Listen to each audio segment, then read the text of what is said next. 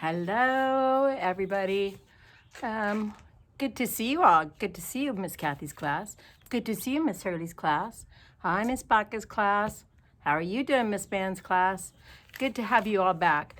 Hey, my friends are all still here, but thank goodness at least that pesky pigeon left. That thing was driving me crazy. All right, let's get. What? No, it's not back there anymore. What? Ow! You know what? You are just driving me crazy, and you're hurting my plant.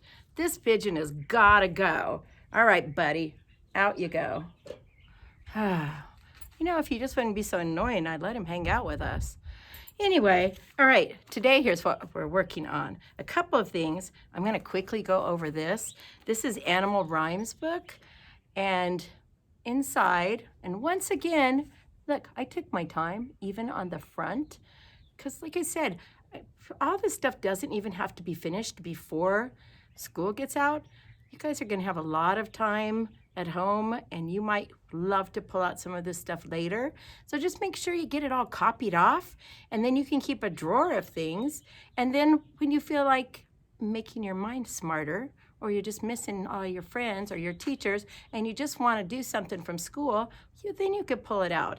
I know there's a lot of stuff I'm sharing with you. You don't have to do it all at once, but do a good job. Do you see? I did a nice job. Good job, Miss Kathy. All right. So this one's pretty simple. I'm not going to spend a lot of time on it, but there's an animal on each page. The name of the animal is there. You need to trace the name of the animal, rat, trace it. And guys, try to work on making your letters the right size. If you're uh-oh, one of my papers just blew away. Look, if you're writing rat, let me show you. That is not how your R, your A, or your T go. Your R and A are plain line letters. That's where they should be. Your T is a skyline letter. That's where it should be. So what you're supposed to do, though, is not what I just did. What you're supposed to do is think of two rhyming words for rat. Let me get my paper back before it blows farther. Two rhyming words for rat. And that was the first family I think we did. Rat. Oh, I hear you all yelling out tons of things. There's so many choices. Hat, sat, bat, fat, mat, cat. Oh, there's so many choices. So then what you're going to do, I'm going to choose cat. And I also made my C and my A plain line letters and my T a skyline letter. What else? What else? Mat. Okay. Mat. Remember, with rhyming words, the only sound that changes is the first sound. The other two letters and sounds are the same. So you have a whole book of different rhyming animals in here. So I'm not going to spend any more time on that because you'll figure that out quickly. This is fun, though. These are animal reports. And this is my animal report. And there are 3 different ones that I've included in this. I have a bear animal report. Let me see. There's a bear. There's a lion. And there is a shark. And I picked the shark just for funsies. So put my name. I was very careful with my tracing. And then what you can do is you could kind of figure out what you think you already know about an animal first. You might know a lot of things about sharks. A lot of kindergartners do know a lot of things about sharks. So you might think about what things you know. The columns say what they look like. I think we all know what a shark looks like. What they eat and where they live. So that seems kind of simple, but you know what I did? I looked it up on my phone about different kinds of sharks because most sharks I think are carnivores, but I started wondering, are there any, I know not all sharks are vicious and they're not a danger to people, but then I thought, are there any sharks that aren't carnivores? So I looked it up, and it turns out they're all carnivores. It said some of them eat worms and crustaceans, which means they might eat shrimp or they might eat seashells that have little animals in them. So I wasn't sure, so I looked it up. And then down here, so I put the things that I learned in the columns. I put, what do they like to eat? Meat. But I could have put, what do they like to eat? And it's like, I could have said me. But you know, actually that's not true. Most sharks don't want to have anything to do with people. I could say anything they want. That could be true. And then down here it says 3 facts I learned. Number 1, make sure you trace all this stuff. Sharks are, and I put predators. You know what? Some sharks I think are like more ferocious predators than others, but I think they're all pretty much predators.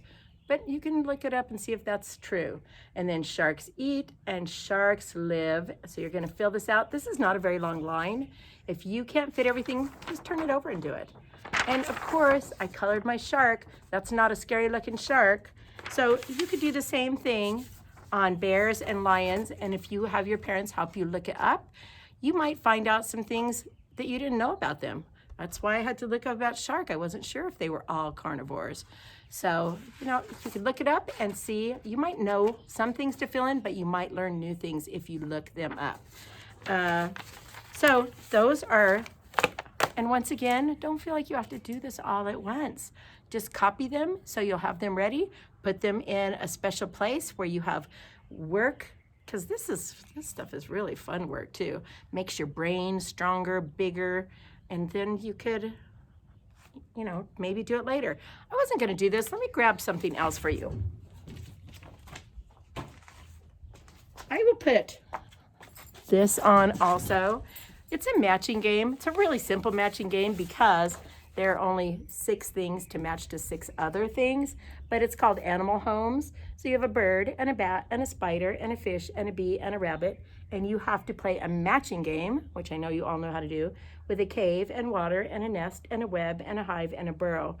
I wasn't gonna put it in because when you color the pictures, it makes it, well, you can't really play a matching game because then look, can you see the pictures through there? You might not be able to now, but you can see the pictures through. So what I decided would work is if you color the pictures and then you take a piece of dark paper, you've got to have a piece of dark paper around, or a heavy, you know, piece of cardboard or something, and you glue it on to the back.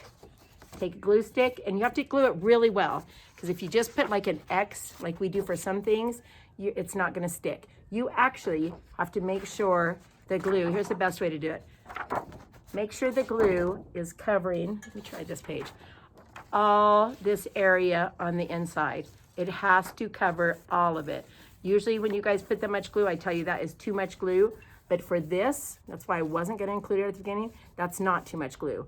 It has to go all the way inside this rectangle, completely covered. So your parents will probably have to help you do this. So it'll be really fast. Then glue it on, make sure it's stuck down really well, and then let it dry and then cut it out. And then you hopefully will be able to have a matching game with it. I'm hoping it works. If not, you can put it in recycling. All right, guys, tomorrow is a story, and we're gonna maybe do a little dancing. Be ready. See you then. Bye.